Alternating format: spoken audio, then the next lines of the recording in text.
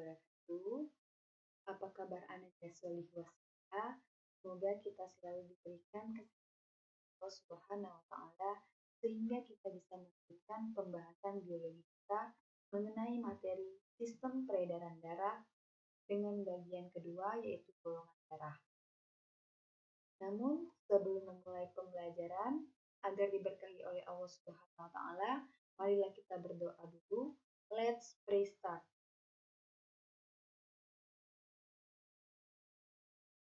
Preview. Pernahkah kalian berpikir apakah darah setiap manusia itu sama? Jadi, darah pada manusia itu ternyata berbeda-beda. Hal ini disebabkan karena ada atau tidak adanya kandungan antigen yang terdapat pada eritrosit atau sel darah merah dan antibodi yang terdapat pada plasma darah. Darah pada manusia digolongkan menjadi beberapa macam. Penggolongan darah dengan menggunakan beberapa sistem. Salah satu sistemnya adalah sistem ABO. Golongan darah dengan sistem ABO terbagi menjadi 4 macam, yaitu golongan darah A, golongan darah B, golongan darah AB, dan golongan darah O. Nah, bagaimana karakteristik dari masing-masing golongan darah tersebut? Golongan darah A, yaitu golongan darah yang pada permukaan eritrositnya mengandung antigen A dan plasma darahnya mengandung antibodi anti-B. Sedangkan golongan darah B, yaitu golongan darah yang pada permukaan eritrositnya mengandung antigen B dan plasma darahnya mengandung antibodi anti-A. Sedangkan golongan darah AB adalah golongan darah yang pada permukaan eritrositnya mengandung antigen A dan antigen B, sedangkan pada plasma darahnya dia tidak ada antibodi. Dan yang terakhir golongan darah O, yaitu golongan darah yang pada permukaan eritrositnya tidak mengandung antigen, tetapi pada plasma darahnya mengandung antigen, antibodi anti-A, dan antibodi anti-B. Sebelum Bunda lanjutkan ke pembahasan materi selanjutnya, Bunda mau memberikan pertanyaan terlebih dahulu. Yang pertama, jelaskan mengapa golongan darah O dikatakan sebagai donor universal dan golongan darah AB dikatakan sebagai resipien universal. Yang kedua, bagaimana penyakit eritroblastosis fetalis dapat terjadi? Untuk dapat menjawab kedua pertanyaan ini, marilah kita simak penjelasan Bunda berikut. Pengujian darah dengan sistem ABO. Kita lihat di sini gambar berikut ini. Kita lihat ya. Bila sampel darah ditetesi dengan serum anti-A, akan terjadi gumpalan atau darah akan menggumpal, dan ditetesi dengan serum anti-B, dia akan larut secara homogen. Ditetesi dengan serum anti-AB, dia akan mengumpal, maka golongan darah orang tersebut adalah golongan darah A. Sedangkan bila sampel darah ditetesi dengan serum anti-A, dia akan larut secara homogen. Ditetesi dengan serum anti-B, dia akan menggumpal. Dan ditetesi dengan serum anti-AB, dia akan menggumpal, maka orang tersebut memiliki golongan darah B. Untuk golongan darah AB, jika sampel darah ditetesi dengan serum anti-A, serum anti-B, dan serum anti-AB semuanya menggumpal, maka golongan darah orang tersebut adalah golongan darah AB. Sedangkan yang terakhir, golongan darah O bila sampel darahnya ditetesi dengan serum anti-A, serum anti-B, dan serum anti-AB secara terpisah dan masing-masing dilakukan, maka akan larut secara homogen, maka golongan darah orang tersebut adalah golongan darah O. Apakah gunanya kita mengetahui golongan darah? Salah satunya adalah bila kita mengetahui golongan darah, kita bisa melakukan tindakan kemanusiaan disebut dengan transfusi darah. Salah satu gunanya kita mengetahui golongan darah dapat melakukan kegiatan transfusi darah. Apa itu transfusi darah? Transfusi darah adalah pemberian darah dari seseorang donor kepada orang lain yang memerlukan resipien. Transfusi darah ini pada umumnya dapat dilakukan dalam keadaan tertentu seperti kecelakaan dan tubuh luka parah. Yang kedua, tubuh yang terbakar. Yang ketiga, penyakit kronis. Yang keempat, waktu tubuh kehilangan banyak darah seperti dalam keadaan operasi. Yang kelima, pada saat tubuh kekurangan darah yang akut seperti mengalami penyakit anemia yang berat. Nah, transfusi darah ini dapat dilakukan bila antara donor dan resipiennya memiliki kecocokan dan tidak terjadi yang namanya aglutinasi atau penggumpalan darah. Jadi, apa itu aglutinasi? Yaitu penggumpalan darah. Nah, aglutinasi ini terjadi bila antigen A bertemu dengan antibodi anti-A, antigen B bertemu dengan antibodi anti-B. Jadi, jika antigen A yang terdapat pada eritrosit donor itu bertemu dengan antibodi yang terdapat pada plasma darah dari si resipien, antibodi anti-A, maka tidak boleh dilakukan karena dia akan terjadi aglutinasi atau penggumpalan darah tadi. Begitu pula sebaliknya, antigen B pada eritrosit donor bila bertemu dengan antibodi anti-B pada resipien, pada plasma darah resipien, ini pun tidak boleh terjadi, tidak boleh dilakukan. Karena kenapa? Karena akan mengakibatkan aglutinasi atau penggumpalan darah.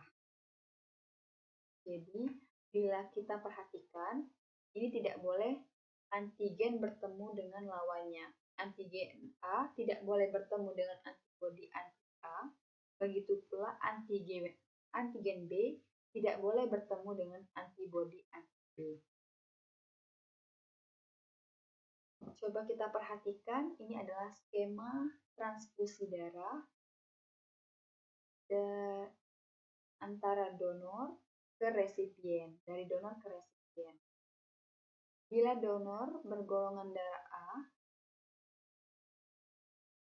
menyumbangkan darahnya ke A, ini bisa dilakukan, transfusi dapat dilakukan, tetapi bila donor menyumbangkan darahnya ke resipien yang bergolongan darah B, ini transfusi tidak dapat dilakukan. Karena kenapa? Karena pada golongan darah A dari donor ini mengandung antigen A, sedangkan pada resipien golongan darah B mengandung antibodi anti-A. Begitu juga untuk seterusnya, seperti itu ya. Keterangan di sini tanda checklist itu dapat dilakukan transfusi, sedangkan tanda strip artinya transfusi tidak dapat dilakukan. Kalau kita perhatikan di sini, kalau kita perhatikan untuk resipien bergolongan darah AB dapat menerima donor dari semua golongan darah yang lainnya, baik itu A, darah B,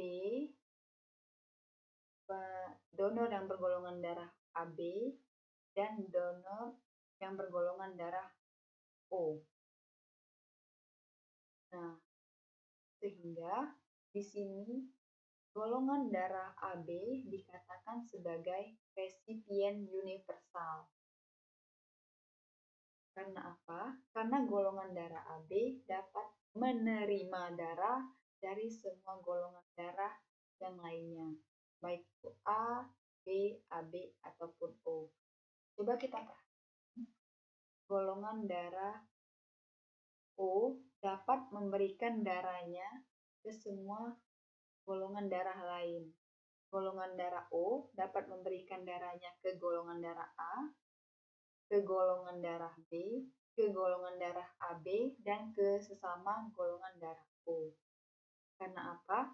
Karena golongan darah O ini tidak memiliki antigen pada permukaan eritrositnya, sehingga golongan darah O ini bila masuk pada tubuh resipien tidak dianggap sebagai protein asing atau antigen, sehingga golongan darah O ini dikatakan sebagai donor universal. Artinya apa? Dia dapat memberikan donor kepada semua golongan darah lain. Berikut skema transfusi darahnya. Golongan darah A dapat memberikan ke sesama golongan darah A dan dapat memberikan golongan darah A ini ke golongan darah AB. Golongan darah B dapat memberikan darahnya ke sesama golongan darah B dan dapat memberikan darahnya ke golongan darah AB. Golongan darah AB dapat menerima darah dari semua golongan, baik itu golongan darah A, AB, B, ataupun O.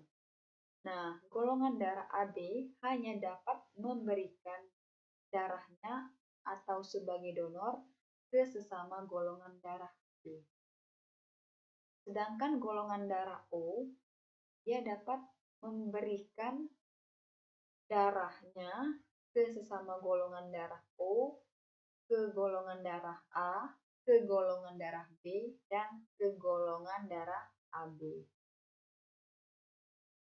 Ini kita lihat golongan darah O ini dikatakan sebagai donor universal dan golongan darah AB dikatakan sebagai resipien universal. Di sini golongan darah berdasarkan sistem resus. Untuk golongan darah berdasarkan sistem resus terbagi menjadi dua macam. Yang pertama, golongan darah resus positif jika kadar eritrositnya mengandung antigen resus atau antigen RH. Sedangkan golongan darah resus negatif yaitu apabila pada eritrositnya tidak mengandung antigen resus. Kita lihat golongan darah sistem resus terbagi menjadi beberapa macam bila kita gabungkan dengan sistem ABO tadi, yaitu golongan darah A dengan resus positif, terus A dengan resus negatif, B dengan resus positif, B dengan resus negatif, O dengan resus positif, O dengan resus negatif, dan yang terakhir AB dengan resus positif, dan AB dengan resus negatif.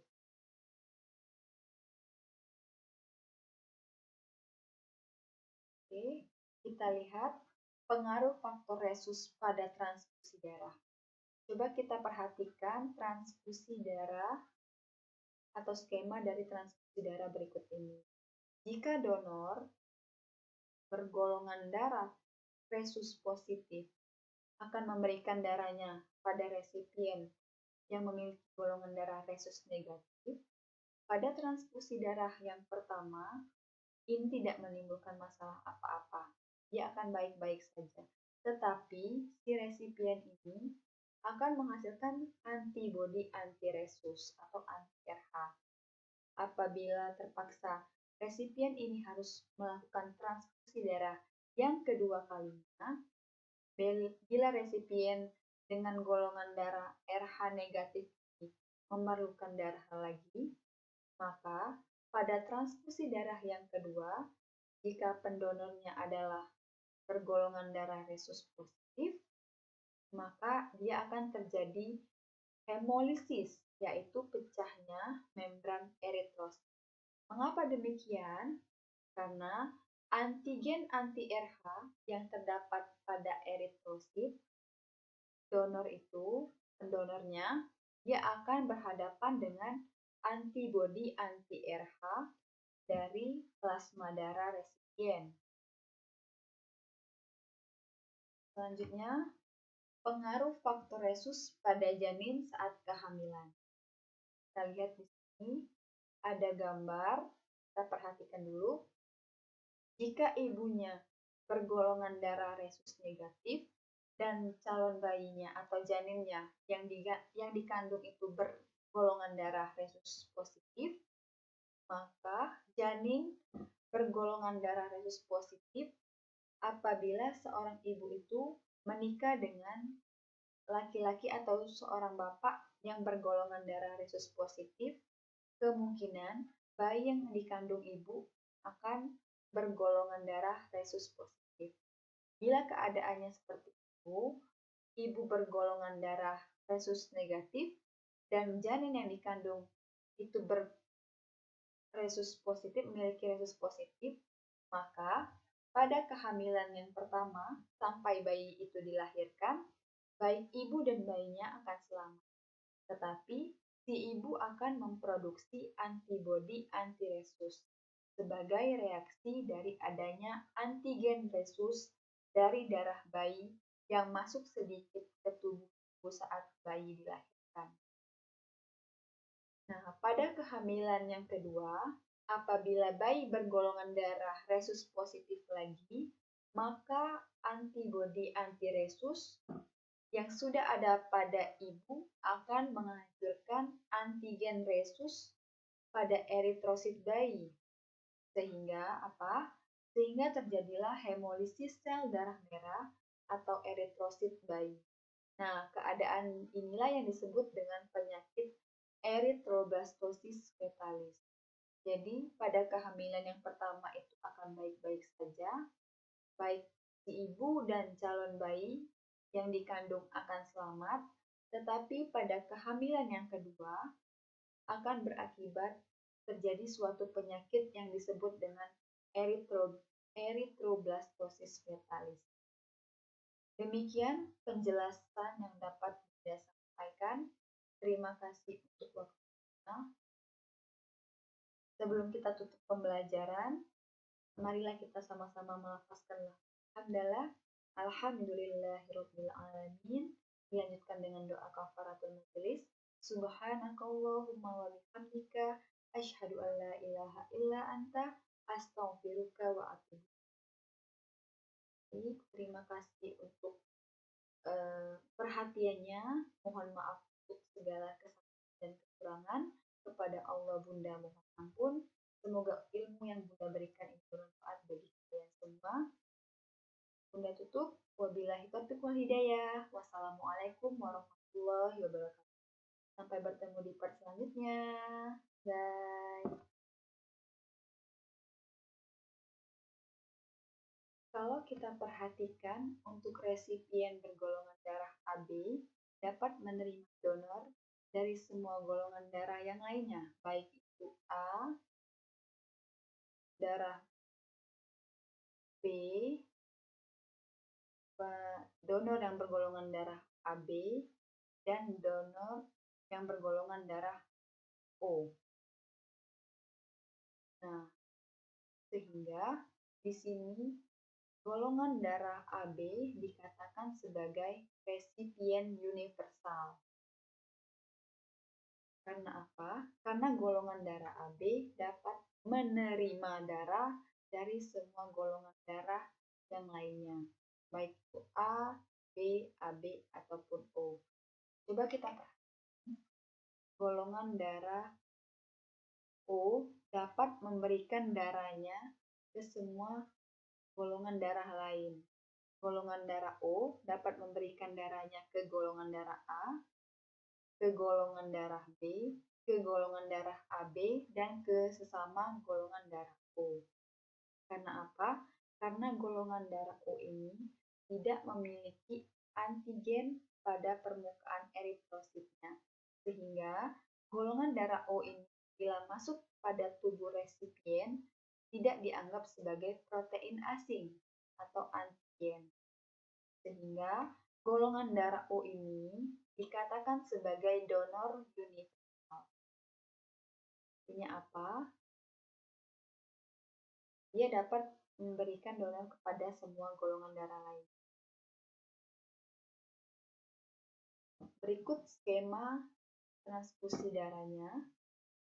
Golongan darah A dapat memberikan ke sesama golongan darah A dan dapat memberikan golongan darah A ini ke golongan darah AB. Golongan darah B dapat memberikan darahnya ke sesama golongan darah B dan dapat memberikan darahnya ke golongan darah AB. Golongan darah AB dapat menerima darah dari semua golongan, baik itu golongan darah A, AB, B, ataupun O. Nah, golongan darah AB hanya dapat memberikan darahnya atau sebagai donor ke sesama golongan darah B. Sedangkan golongan darah O, dia dapat memberikan darahnya ke sesama golongan darah O, ke golongan darah A, ke golongan darah B, dan ke golongan darah AB. Ini kita lihat golongan darah O ini dikatakan sebagai donor universal dan golongan darah AB dikatakan sebagai resipien universal. Di sini golongan darah berdasarkan sistem resus. Untuk golongan darah berdasarkan sistem resus terbagi menjadi dua macam. Yang pertama, golongan darah resus positif jika kadar eritrositnya mengandung antigen resus atau antigen RH. Sedangkan golongan darah resus negatif yaitu apabila pada eritrositnya tidak mengandung antigen resus.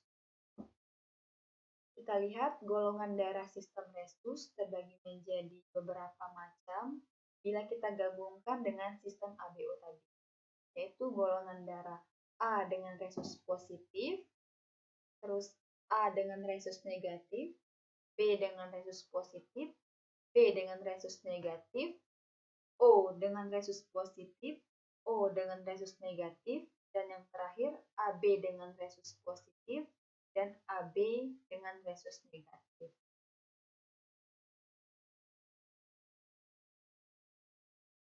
Oke, kita lihat pengaruh faktor resus pada transfusi darah.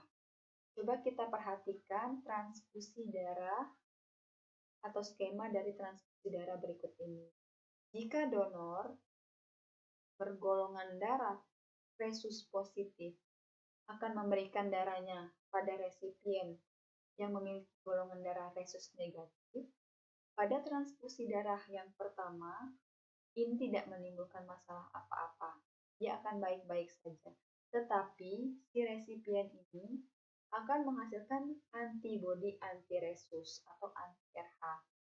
Apabila terpaksa resipien ini harus melakukan transfusi darah yang kedua kalinya, bila resipien dengan golongan darah RH negatif ini memerlukan darah lagi, maka pada transfusi darah yang kedua, jika pendonornya adalah bergolongan darah resus positif, maka dia akan terjadi hemolisis, yaitu pecahnya membran eritrosit. Mengapa demikian? Karena antigen anti-RH yang terdapat pada eritrosit pendonornya, dia akan berhadapan dengan antibodi anti-RH dari plasma darah resipien. Selanjutnya, pengaruh faktor resus pada janin saat kehamilan. Kita lihat di sini ada gambar, kita perhatikan dulu. Jika ibunya bergolongan darah resus negatif dan calon bayinya atau janinnya yang dikandung itu bergolongan darah resus positif, maka janin bergolongan darah resus positif apabila seorang ibu itu menikah dengan laki-laki atau seorang bapak yang bergolongan darah resus positif, kemungkinan bayi yang dikandung ibu akan bergolongan darah resus positif. Bila keadaannya seperti itu, ibu bergolongan darah resus negatif dan janin yang dikandung itu memiliki resus positif, maka pada kehamilan yang pertama sampai bayi itu dilahirkan, baik ibu dan bayinya akan selamat. Tetapi si ibu akan memproduksi antibodi anti-resus sebagai reaksi dari adanya antigen resus dari darah bayi yang masuk sedikit ke tubuh ibu saat bayi dilahirkan. Nah, pada kehamilan yang kedua, apabila bayi bergolongan darah resus positif lagi, maka antibodi anti-resus yang sudah ada pada ibu akan menghancurkan antigen resus pada eritrosit bayi. Sehingga apa? Sehingga terjadilah hemolisis sel darah merah atau eritrosit bayi. Nah, keadaan inilah yang disebut dengan penyakit erythroblastosis fetalis. Jadi, pada kehamilan yang pertama itu akan baik-baik saja, baik si ibu dan calon bayi yang dikandung akan selamat, tetapi pada kehamilan yang kedua akan berakibat terjadi suatu penyakit yang disebut dengan erythroblastosis fetalis. Demikian penjelasan yang dapat saya sampaikan. Terima kasih untuk waktunya. Sebelum kita tutup pembelajaran, marilah kita sama-sama melafazkan hamdalah. Alhamdulillahirabbil alamin. Dilanjutkan dengan doa kafaratul majelis. Subhanakallahumma wa bihamdika asyhadu an la ilaha illa anta astaghfiruka wa atubu. Terima kasih untuk perhatiannya. Mohon maaf untuk segala kesalahan dan kekurangan. Kepada Allah Bunda mohon ampun. Semoga ilmu yang Bunda berikan itu bermanfaat bagi kalian semua. Bunda tutup. Wabillahi taufiq wal hidayah. Wassalamualaikum warahmatullahi wabarakatuh. Sampai bertemu di part selanjutnya. Dah.